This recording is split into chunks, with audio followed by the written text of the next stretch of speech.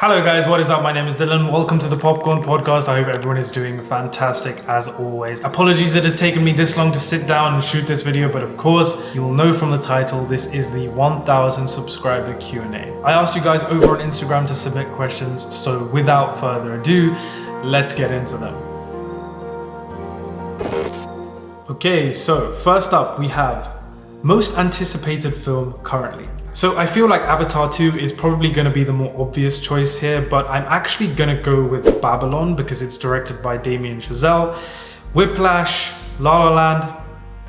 Come on, do I need to say any more? No films again or no series? No series. What film did you have high expectations for but let you down? Are you guys gonna kill me if I say The French Dispatch? I mean, by no means is it a bad film. In fact, it is very, very well made, but I just don't think it is up there with Wes Anderson's best.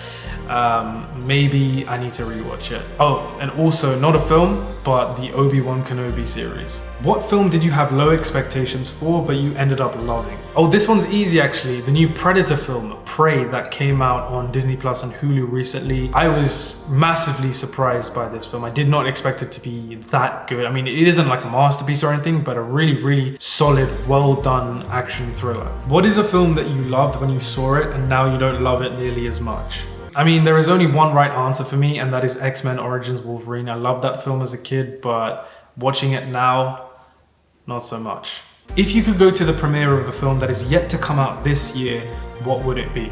Okay, so my thinking behind this film is which cast of a film that is yet to come out this year is most impressive? Which premiere am I going to go to and probably faint with excitement? And the answer to that question is David O. Russell's Amsterdam. Honestly, just seeing Margot Robbie or Christian Bale or Robert De Niro would be enough. But the fact that this cast and by extension this premiere would have, hang on one sec, Christian Bale, Margot Robbie, Robert De Niro, John David Washington, Chris Rock, Anya Taylor-Joy, Zoe Saldana, Mike Myers, Michael Shannon, Timothy Olyphant, and I guess Taylor Swift as well, makes it the most star-studded cast of the year. So Amsterdam is probably the answer to the question. You get cast in one film coming out in the next few years, which one? So this is a similar approach to the previous question. It's actually a really tough question. In fact, the cast for Oppenheimer looks absolutely insane, and of course it is directed by Mr. Nolan himself. So I would probably actually end up going with Oppenheimer. If not, maybe Quentin Tarantino's 10th and final film. I think that would also be a great one. Do you see films as objectively good or bad, or do you think the film is more of a subjective matter? Great question, Mickey. For me, there's elements of both subjectivity and objectivity, but personally, I feel like I tend to take more of a subjective point of view. When I finish watching a film, the majority of the time, I instantly know what I would rate it out of 10, you know, how many stars I would give it on Letterboxd. Having said that, the majority of films that I do watch sit normally within the 5 to 8 out of 10 region, which means very rarely do I see a film that I have no issues, no problems with, and in the same way, very rarely do I find a film that didn't have anything that I liked in it at all. It's always gonna be, I liked this, this, and this, but I thought this could have been done better, or I didn't like this. It's difficult because film is an art form and emotions are involved, so in many ways, film transcends numerical values or ratings. That is why I always encourage people, regardless of what they have heard about a film, good or bad, to go and experience it for themselves and make their own minds up. I don't know if I've answered the question, but I hope that provides a little more clarity on the matter. Favorite film YouTuber? I'll give you 3. Flick Fanatics, Deep Focus Lens, and Thomas Flight. Jessica Alba in Fantastic Four or Rachel Weisz in The Mummy? I mean, as beautiful as Rachel Weisz is in The Mummy, Jessica Alba as Sue Storm. Yeah. What is your favorite Steven Spielberg movie? Well, Steven Spielberg is my favorite director, so this is a tough one, but at the same time, I gotta go with my all-time favorite, which of course, if you didn't know, is Jurassic Park. If you could live in any fictional universe, which would it be and why? Probably Harry Potter. I mean, Hogwarts, magic, Quidditch, magic. I can see that you're a big Marvel fan, but is there anything about the MCU that you don't like? Look, currently, even though there is a lot of uncertainty with regards to DC and how they're going to proceed with their films, one thing that I have definitely come to admire about DC is that they seem to be more willing to take creative risks. It looks like, generally speaking, they give more creative control to their individual directors. You know, Man of Steel is a Zack Snyder film. Wonder Woman is a Patty Jenkins film. You know, Joker is a Todd Phillips film. The Batman is a Matt Reeves film. They've been able to go darker with their stories, explore more visual styles, bring out more personality, dare I say. And look, not all of them have worked out. For example, I wasn't the biggest fan of Wonder Woman 1984. I think Joker is a little bit overrated, but at least with DC's films, for me, it's new and it's fresh. With very few exceptions, the MCU has more or less felt the same. And I think more and more people are starting to feel fatigued. But hey, you know me, I'm gonna be there on opening night for every single one of these new entries into the MCU, because at the end of the day, this franchise, these characters, this cinematic universe means a hell of a lot to me. What was your best cinema experience? Opening day, Avengers Endgame in the IMAX at London Leicester Square. It was a day that I will never forget. In fact, I'm gonna dedicate an entire video to take you guys through the emotional roller coaster that I experienced that day. What do you think about Star Wars films / series since Disney took over?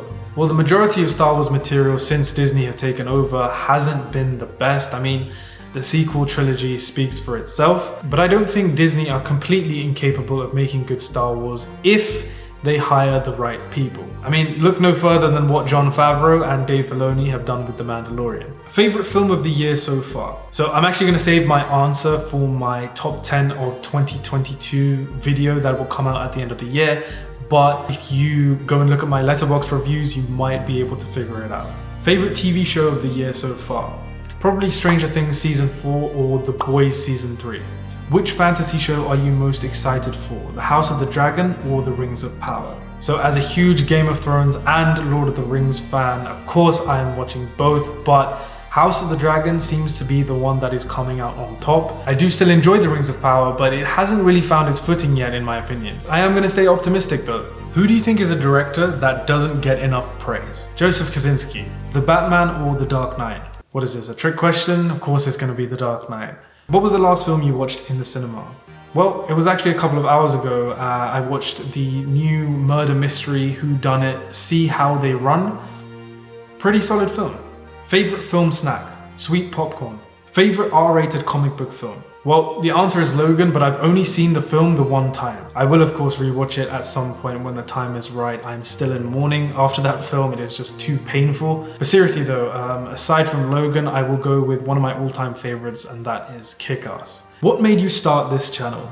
So I'd been thinking about starting a YouTube channel for a long time, right from when I was in my teens actually. So many people had been telling me to do it, and I think I'm quite a naturally creative person, so the two sort of went hand in hand with each other. But it was really the first lockdown during the pandemic where everybody was just stuck indoors, incredibly bored, and I thought to myself, there is literally no better time to start this thing.